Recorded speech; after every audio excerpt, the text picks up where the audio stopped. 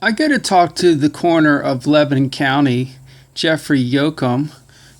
He's an elected official, just like the DA and the sheriff are. I go to his office to try to get a resolution to my complaint with the sheriff's department. He has the same authority because he's an elected official, and I talked to Lisa here at the office, giving my contact information. Haven't received a call back at this point, and here's a video of him talking. Thanks for inviting us. It's been many years we've been doing this, and I think it's very informative for the county to know what's going on in the coroner's office. So we'll start. This is my report for 2016. Let me just say it was quite a year.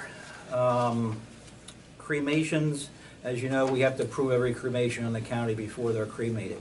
And last year, we investigated 671. This year we had 750 cremations.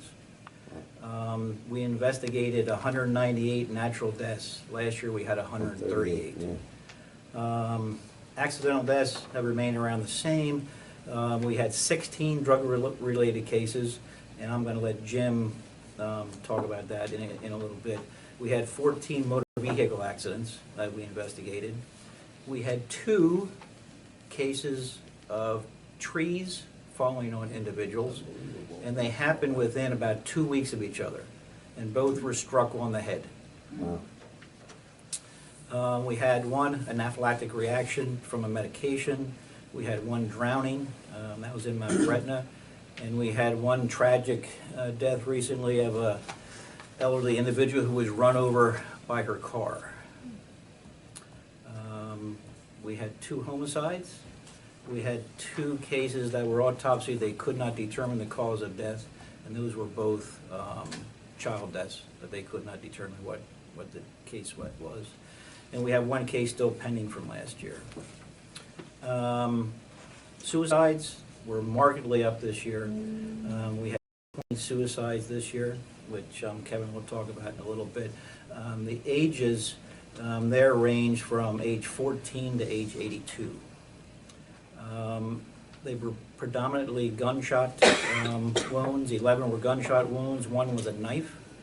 1 was a crossbow.